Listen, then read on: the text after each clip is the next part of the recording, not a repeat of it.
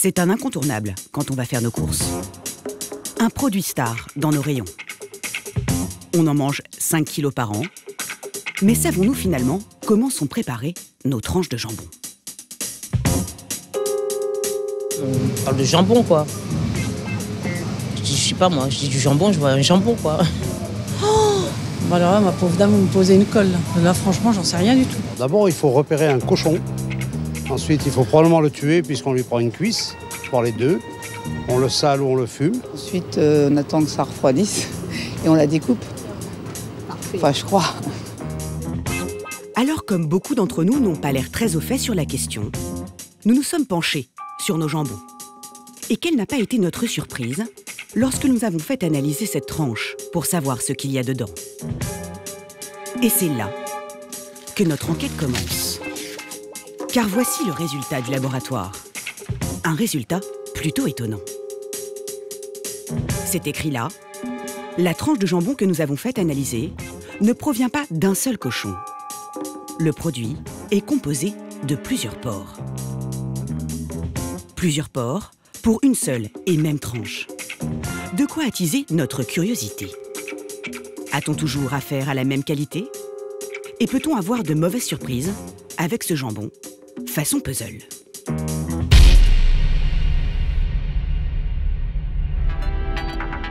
Ces questions se posent d'autant plus quand on se retrouve planté au rayon jambon. Plus d'une dizaine de marques se disputent le marché.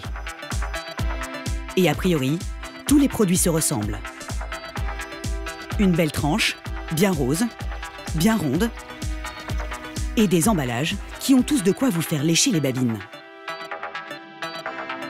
Mais quand on regarde de plus près les étiquettes, là en revanche, c'est le grand écart.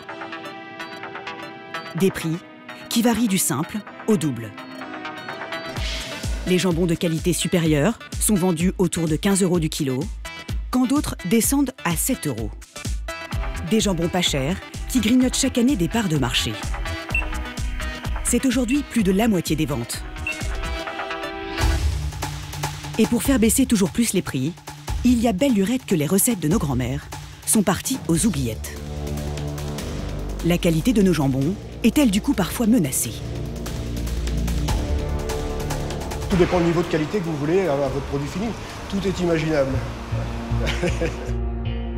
Des chaînes de fabrication de Herta, l'un des leaders du marché, jusqu'aux usines à faire du cochon pas cher, nous avons enquêté. Dans un contexte de tension absolue. Ça suffit! Révoltez-vous! Car cette course aux prix les plus bas fait des victimes, les éleveurs français. Un sujet brûlant que nous suivons tous dans nos journaux. Dans ces conditions-là, nous, on ne pourra jamais s'en sortir, c'est pas possible. Or, à force de traquer les prix les plus bas dans nos supermarchés, que mangeons-nous vraiment? Et finalement, tout est-il bon dans le cochon?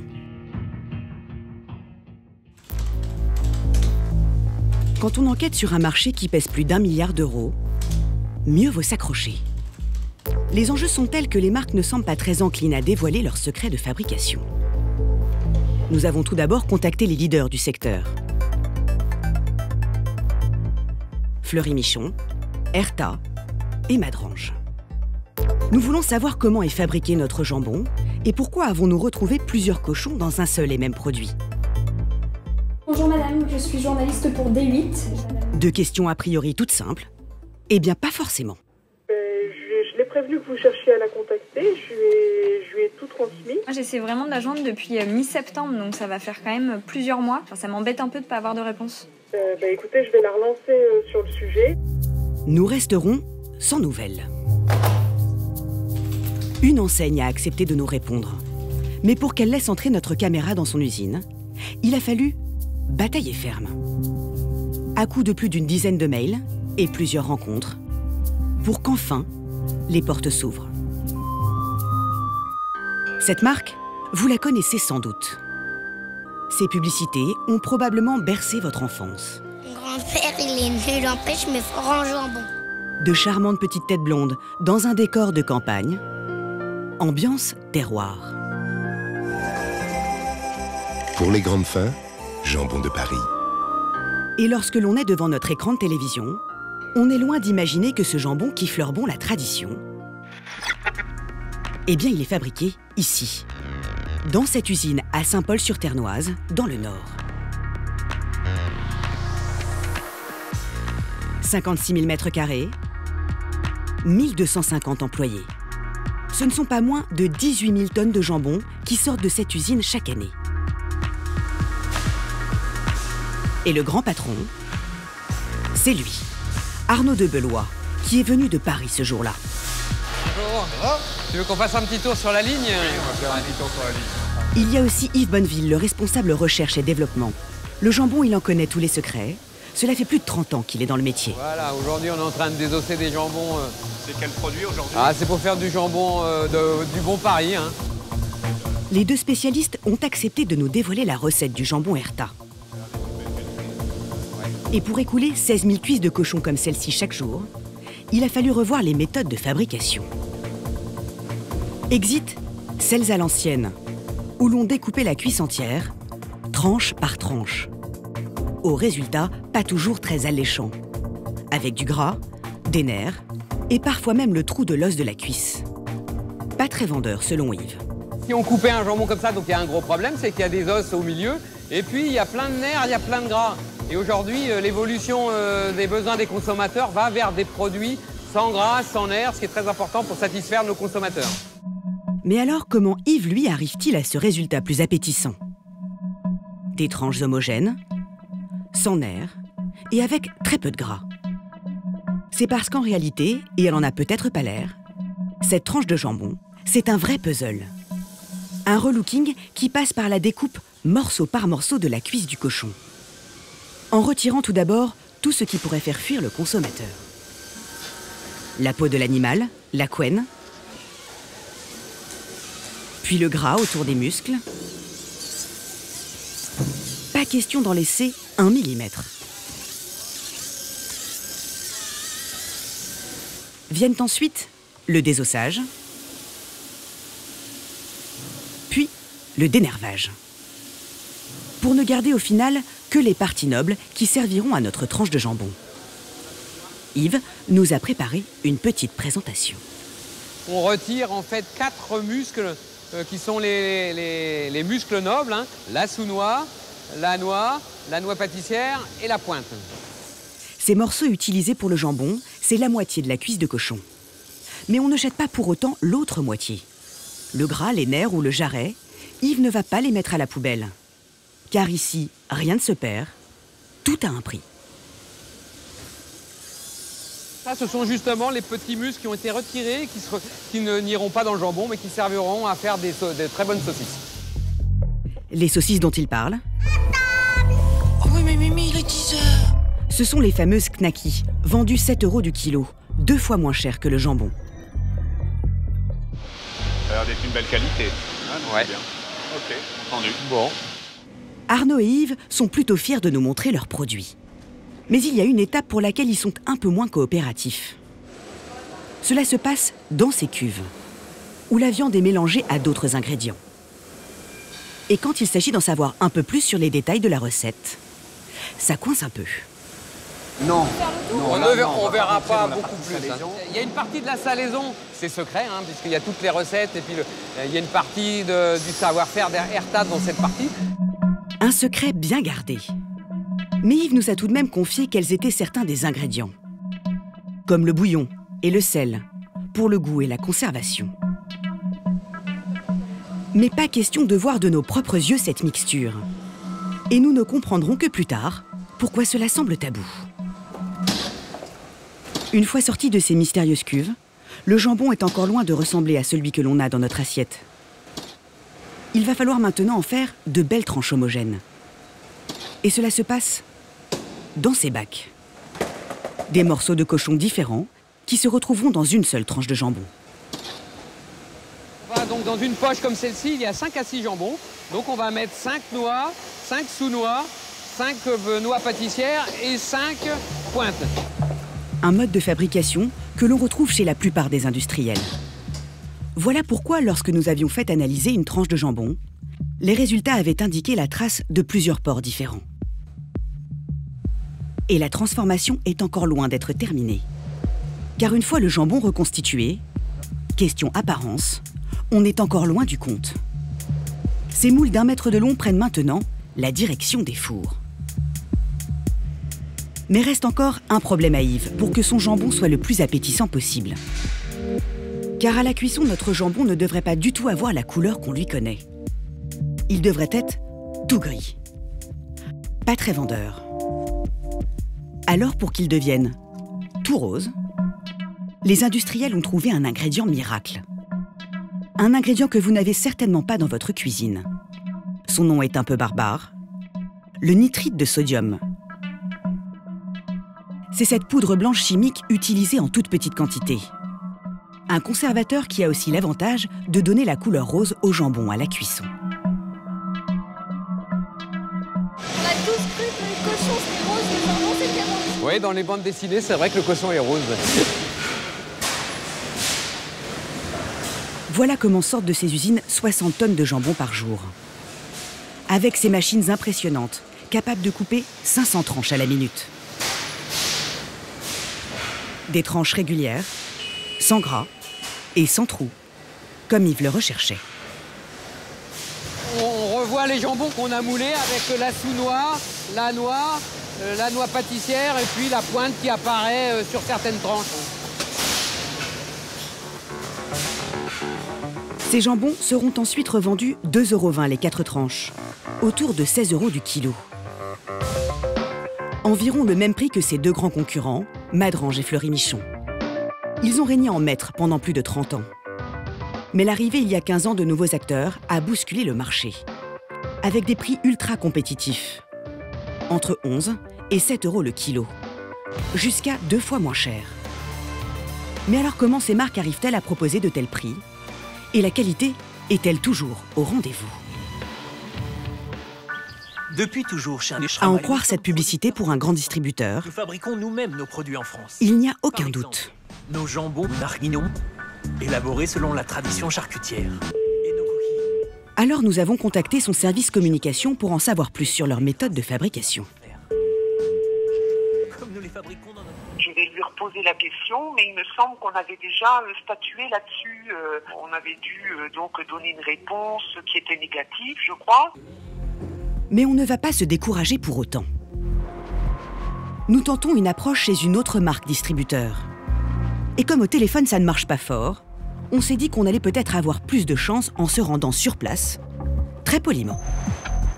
Bonjour, je suis journaliste. Je voulais voir l'accueil parce que j'ai fait plusieurs demandes. Je voulais rencontrer la personne de la communication, c'est possible. Nous espérons pouvoir enfin rencontrer quelqu'un.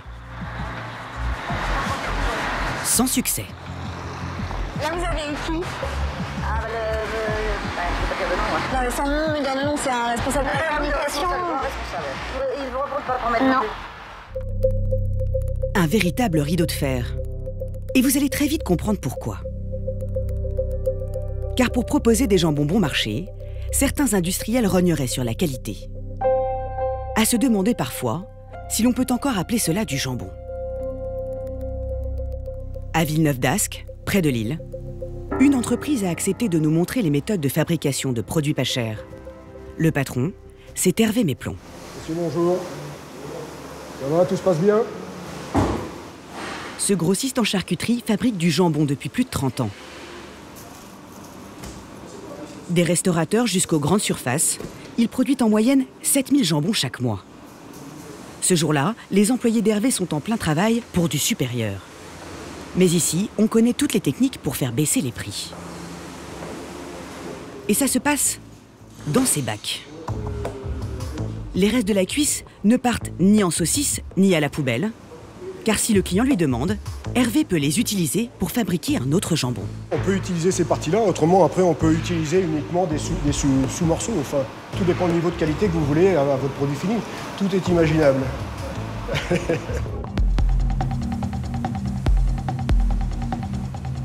Voilà ce que Hervé propose sur son site internet. Une barre de jambon décoiné et dégraissé, ou encore ce malabar au look moins attrayant. Il peut être vendu jusqu'à 2 fois moins cher. Et là où Hervé arrive à faire de belles économies, c'est l'heure d'une étape cruciale. Celle qu'Erta n'avait pas voulu nous montrer dans ses mystérieuses cuves. Le saumurage. Et ce jour-là, on comprend mieux pourquoi. C'est cette préparation à base d'eau et de sel, pas franchement très alléchante. Elle est injectée dans la viande grâce à ces centaines de petites aiguilles. Le jambon en ressort gonflé et gorgé d'eau. Pour du jambon supérieur, cette préparation reste une part infime. Mais elle peut vite grimper, à force que le prix, lui, dégringole. Un jambon supérieur, il est salé habituellement à 10%. Un jambon, après, si on passe sur une qualité choix, on va arriver à 20-25%. Avec une qualité standard, on peut arriver à 50%, voire au-delà. Après, tout dépend. Une tranche de jambon serait donc parfois pour moitié de l'eau. Tout simplement de l'eau. Une technique pour alourdir le produit. Car c'est au poids que vous payez votre tranche de jambon. Et il y a un autre ingrédient que nous avons découvert, encore plus surprenant. On le trouve sur l'emballage. Le E452. Ça ne vous dit rien? Et si je vous dis polyphosphate? Ça ne vous parle pas non plus. Eh bien, c'est la même chose. Ce sel chimique, un additif qui, au moment de la cuisson, va permettre justement de retenir l'eau injectée dans le jambon. Et quand nous posons la question à Hervé, ce n'est pas forcément le premier argument qu'il souhaite mettre en avant. Le phosphate, c'est en fait un stabilisant. Ça va permettre de stabiliser la viande. Ça va permettre de corriger un pH. Alourdir le produit aussi? Ça retient aussi un peu, ça joue un petit peu aussi sur la rétention d'eau, oui, bien sûr. Ça fait partie des composants que vous mettez dans votre saumure. Donc vous chargez votre saumure en éléments qui vont capter l'eau, au plus vous aurez un rendement qui sera favorable. Un additif dans notre tranche de jambon. Étonnant. Mais l'utilisation des polyphosphates est totalement légale. Enfin, tout dépend quel jambon vous achetez et surtout son appellation. Pour le jambon dit supérieur, par exemple, le plus cher en rayon, parmi les ingrédients, cherchez bien le E452. Vous ne le trouvez pas? C'est normal. Car la réglementation l'interdit dans le jambon dit supérieur, afin de garantir un produit le plus authentique possible pour le consommateur. Mais quand le prix baisse, parmi les ingrédients utilisés, le fameux additif apparaît. Et dans ce cas, la mention supérieure disparaît au profit de choix ou standards, pour lesquels son utilisation est autorisée. Des produits jusqu'à 2 fois moins chers que le jambon supérieur. Et en rayon, on peut trouver des prix encore plus attractifs. Ça a la couleur du jambon, l'aspect, mais interdiction de le nommer jambon. C'est ce qu'on appelle l'épaule. Hervé peut parfois en vendre aussi. Et dans ces cas-là, les employés ne s'attaquent pas à la cuisse, même pour ces morceaux les moins nobles. Ils découpent la viande sur les pattes avant de l'animal. Et de l'aveu même d'Hervé, il y a du plus ou moins bon dans le cochon. Sur une épaule, c'est beaucoup plus, il y a beaucoup plus de tendons, d'appoignées de brosse, les muscles sont plus petits, donc on a des pièces de viande qui sont moins nobles de par leur taille. Et de par leur qualité organoleptique aussi, on a des viandes qui sont plus tendres au niveau du jambon qu'au niveau de l'épaule. De l'épaule que l'on retrouve en rayon autour de 5 € du kilo, plus de 3 fois moins cher que le supérieur. Alors à ce tarif-là, il y a forcément une question qui nous vient à l'esprit. À quoi ressemble le cochon pour ces produits pas chers? Sont-ils toujours aussi bien dodus et potelés? Pour le savoir, nous nous sommes rendus dans l'empire du cochon pas cher. Direction le sud. Pas le sud de la France, mais le sud de l'Europe, en Espagne, à Lérida, à 200 km de Barcelone. En plein cœur de la campagne catalane. C'est ici que sont élevés la plupart des cochons du pays, dans des hangars comme ceux-ci. Il y en a tout le long des routes. Et l'un des leaders, c'est Juan San Martín Suñer. Tenez, ça c'est une autre ferme. Un ancien vétérinaire, reconverti dans l'élevage il y a 5 ans. Et il a tout de suite vu grand. Il est 9 h du matin. Rendez-vous dans la salle de réunion avec son équipe. Bon, c'est parti. Comme tous les mercredis, on va faire les analyses des résultats de la semaine. Et ici, il y a de quoi faire. Pas moins de 3300 truies à surveiller. C'est 15 fois plus qu'un élevage français. Mais Juan n'enfile ni bottes, ni Charlotte sur la tête. Tout est géré à distance, via un ordinateur. Car ici, on suit à la trace chaque animal, grâce à une toute petite puce jaune implantée sur l'oreille. Ça n'a l'air de rien, mais c'est le cœur du business de Juan. C'est grâce à elle qu'il va pouvoir faire des économies à tous les étages et proposer un prix ultra compétitif. Tout de suite sur D8, vous allez découvrir les coulisses des nouvelles usines à faire du cochon pas cher. Et quand on passe la porte, on peut dire au revoir aux a priori que l'on a tous sur le low cost. Alvaro, tu peux nous dire bonjour avec la caméra ? Ici, la caméra nous remplace. Elle évite que trop de personnes aient à entrer dans la grange.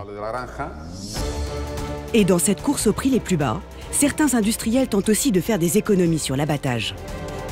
Et cela se fait parfois au détriment des animaux. Attention aux images chocs.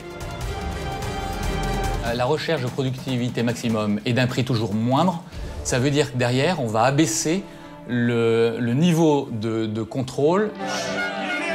Depuis cet été, les éleveurs français sont dans la rue. Ils laissent crever les éleveurs dans ce pays.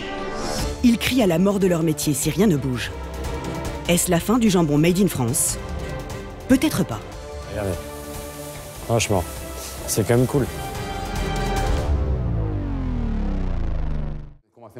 Bon, c'est parti. Comme tous les mercredis, on va faire les analyses des résultats de la semaine. Dans cette ferme espagnole, il y a de quoi faire. Pas moins de 3300 truies à surveiller, c'est 15 fois plus qu'un élevage français. Mais le patron, Juan, n'enfile ni bottes ni Charlotte sur la tête. Tout est géré à distance, via un ordinateur. Car ici, on suit à la trace chaque animal, grâce à une toute petite puce jaune implantée sur l'oreille. Ça n'a l'air de rien, mais c'est le cœur du business de Juan. C'est grâce à elle qu'il va pouvoir faire des économies à tous les étages et proposer un prix ultra compétitif. Taux de gras, gestation pour les femelles ou encore traitements médicaux, elle renferme toutes les informations pour chaque truie. Il y en a une qui a de faibles résultats. Oui, il y a un groupe un peu moins productif. Ce sera intéressant de suivre ces 3-4-là. Quand on regarde les statistiques générales de la ferme, on ne s'en rend pas compte. Et il y a une donnée que Juan surveille de très près, la nourriture de l'animal. C'est l'un des plus gros postes de dépenses. Alors pas question de naviguer à vue, l'alimentation de chaque cochon est calculée au gramme près. Celle-là, par exemple, elle vient d'entrer pour manger. Elle a déjà pris 880 grammes. Et maintenant 990 grammes. L'éleveur suit en direct ce que mangent ces animaux. Pas question de faire dans l'approximation. D'ailleurs, on ne nourrit pas les bêtes à la main, mais grâce à cette machine. Les cochons défilent les uns après les autres pour obtenir leur ration. À leur entrée, la machine détecte leur puce qui indique la quantité de nourriture nécessaire en fonction de leurs besoins. Et chacun a son propre menu. Pas un gramme de nourriture est gaspillé. Et mis bout à bout, cela permet de faire de sacrées économies. Près de 100 000 € chaque année.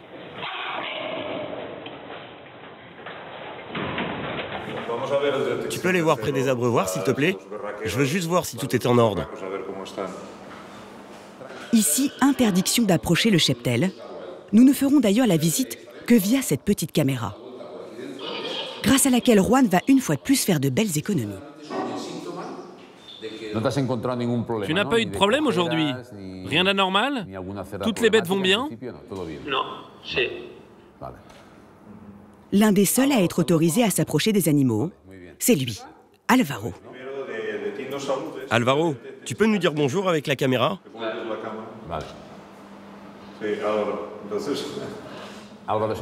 Alvaro, c'est notre vétérinaire. Objectif, éviter les va-et-vient pour limiter les risques de contamination des animaux. Ici, la caméra nous remplace. Elle évite que trop de personnes aient à entrer dans la grange. En fait, ça nous permet de réduire la consommation de médicaments et utiliser de manière optimale les traitements. Juan évite ainsi des dépenses plus que coûteuses, les antibiotiques. Une économie de plusieurs milliers d'euros. Ok, maintenant, va du côté de la maternité. Et c'est sans compter les économies de salaire. Car cette gestion façon 2.0 permet d'employer 3 fois moins de personnes qu'en France. Et de surcroît à un taux horaire inférieur de 40%. Voilà comment aujourd'hui Juan peut proposer des prix ultra compétitifs. 1,06 € du kilo au moment de notre tournage, quand en France il fallait compter 1,30 €. Et Juan est loin d'être un cas à part. La région compte plus d'une centaine de fermes comme la sienne. De quoi convaincre de plus en plus de marques françaises de traverser la frontière pour se fournir. Aujourd'hui, près de la moitié de la production espagnole part vers l'étranger, et notamment la France. Et dans cette course aux prix les plus bas, les industriels cherchent à faire un maximum d'économies, et ce à tous les étages, à toutes les étapes de production. Et notamment sur l'abattage et la découpe.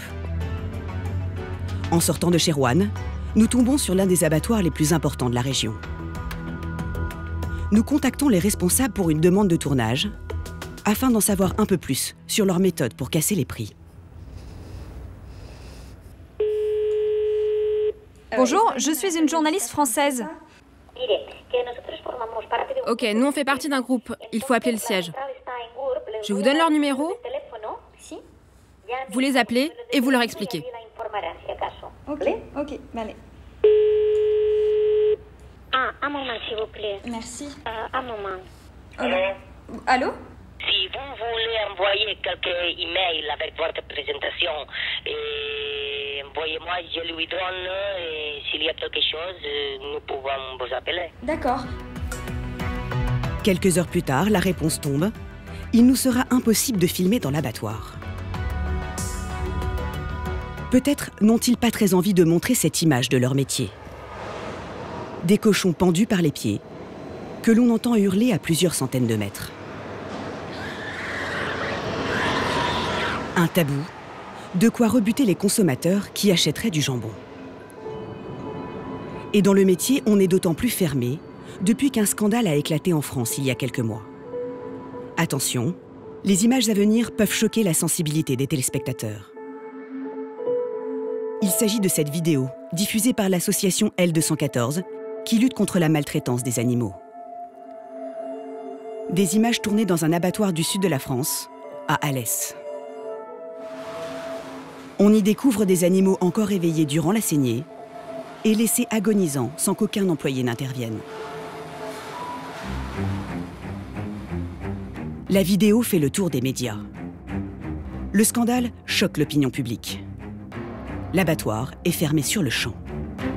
Mais alors comment en est-on arrivé là? Nous avons posé la question à Pierre Inard, un ancien responsable qualité d'un industriel de la viande. Ce genre d'image, pourtant très choquante, ce n'est pas la première fois qu'il y est confronté. Est-ce que ça vous a surpris? Surpris, non, parce que j'en ai été témoin, moi, dans mon poste. Ça m'a valu de perdre mon poste. Donc, j'étais pas surpris que des industriels pratiquent de la sorte. Pas surpris et pour cause. Il a vécu cela aux premières loges. Il a même décidé d'en faire un livre qui lève le voile sur les pratiques de certains industriels. Omerta sur la viande. Et selon lui, l'une des principales causes de certaines dérives, c'est l'augmentation des cadences de production. Quitte à tenir le rythme au détriment des animaux. Comme ce jour-là, dans l'abattoir d'Alès. Avant leur mise à mort, les porcs sont asphyxiés au CO2, puis transférés dans la salle de saignée. Mais situation anormale, certains d'entre eux reprennent conscience, sans que ça n'alerte personne, même pas cet employé. Donc là, on s'aperçoit qu'en fait, dans la pièce, il n'y a que le salarié de l'entreprise donc qui est affecté donc, au poste de saignée, sur l'auge de saignée, et qui aspire le sang des porcs, et qu'il n'y a pas de présence des techniciens vétérinaires qui normalement sont à demeure, c'est-à-dire qu'ils sont forcément présents sur toutes les heures de tuerie. Donc ils sont forcément là, dans l'abattoir, à quelques mètres. Pas de vétérinaire à l'horizon pour étourdir l'animal, c'est pourtant une obligation. Et le salarié devant qui la scène se déroule n'arrête pas le travail pour autant. La recherche de productivité maximum et d'un prix toujours moindre, ça veut dire que derrière, on va abaisser le niveau de contrôle et on va accélérer la cadence sur les chaînes. Et donc les salariés qui sont sur la chaîne n'ont plus le temps de faire les bons gestes qui sont en lien avec le respect de la pratique de l'hygiène et de la non-souffrance des animaux. Après 2 mois de fermeture, l'abattoir a repris du service, mais sous le contrôle d'un vétérinaire de l'État. L'enquête judiciaire est encore en cours. Des cas extrêmes et rares, mais qui posent une question. Manger du jambon toujours moins cher, oui, mais à quel prix? Car à force de vouloir acheter à des prix toujours plus bas dans nos supermarchés, les conditions de fabrication, voire la qualité de nos jambons, sont parfois mises en cause. Et cela comporte un autre risque, la disparition pure et simple du jambon 100% made in France.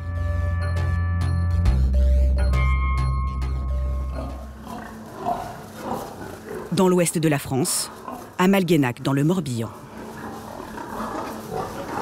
Ne parlez pas de jambon à bas prix à Bernard Guégan. Il est à la tête d'un cheptel de 180 truies, mais peut-être plus pour très longtemps.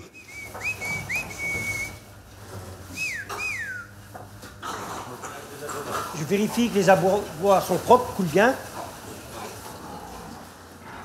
Il suffit de faire la visite des lieux avec son fils Thomas pour comprendre. Avec ces bâtiments vétustes, qui demanderaient des milliers d'euros de travaux. Il y aurait des travaux à faire, hein. Les plafonds commencent à vieillir. Tout ce qui est partie métallique, donc c'est tout du galvanisé, mais c'est arrivé, c'est réparé comme on peut, par endroits. Mais le problème, c'est que Bernard et Thomas n'ont pas 1 euro en poche pour envisager le moindre chantier. Et pour cause, cela fait maintenant des années qu'ils travaillent à perte. Pression de la grande distribution, concurrence étrangère, le prix du porc ne cesse de baisser. Il est 2 fois moins élevé qu'il y a 30 ans. Au moment de notre tournage, les industriels achetaient le porc 1,30 € du kilo en moyenne, quand il en coûte 1,37 € à produire pour Bernard. Les faire tourner. Si jamais il y en a un qui est malade, par exemple, il va rester couché. Alors, si vous voyez un qui reste couché, la fin est proche. L'éleveur tente pourtant de réduire les coûts à tous les niveaux.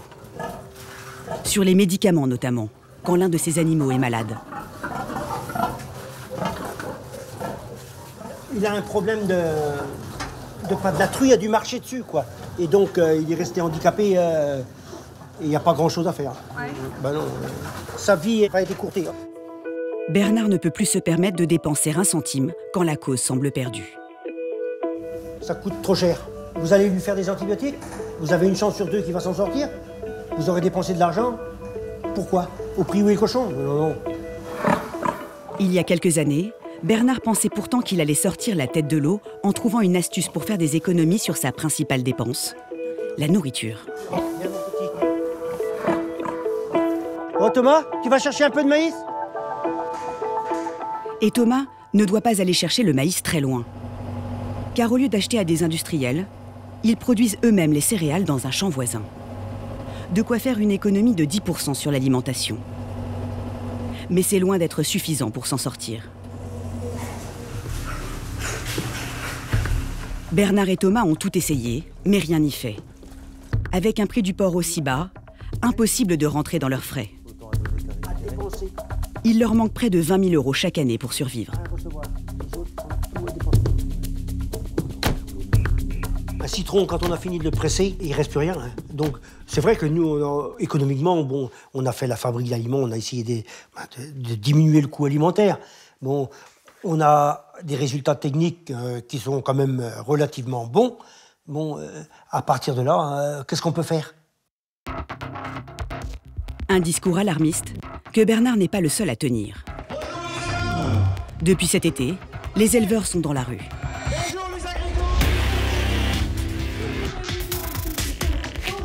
Ça commence à suffire, ce gouvernement qui ne fait rien depuis des semaines et des semaines et des mois, qui laisse crever les éleveurs dans ce pays. Manifestations géantes dans les grandes villes de France. Opération coup de poing dans les hypermarchés. Barrages. Et images choc. Pour afficher leur colère en une des journaux télévisés. Et pour qu'ils puissent travailler, ils exigent du gouvernement une hausse du prix du porc pour gagner leur vie.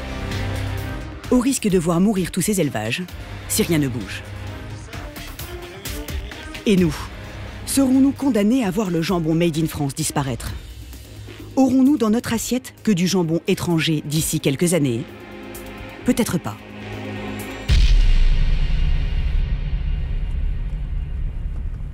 Un homme a trouvé la solution pour vendre du jambon 100% Made in France de qualité, sans que ses prix flambent en rayon.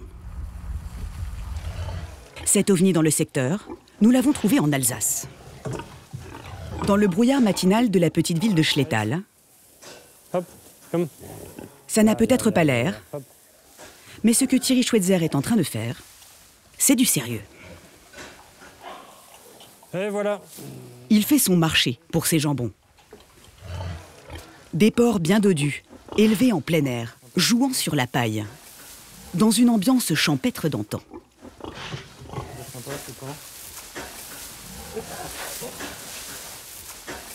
Oui, il y a des animaux qui sont contents.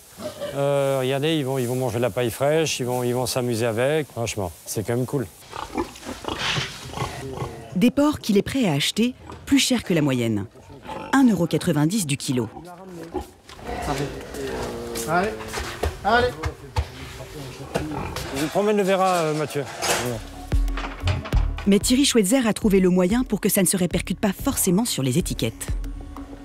En se lançant un défi il y a 20 ans. Tout faire lui-même. À commencer par le rachat de cette usine de transformation.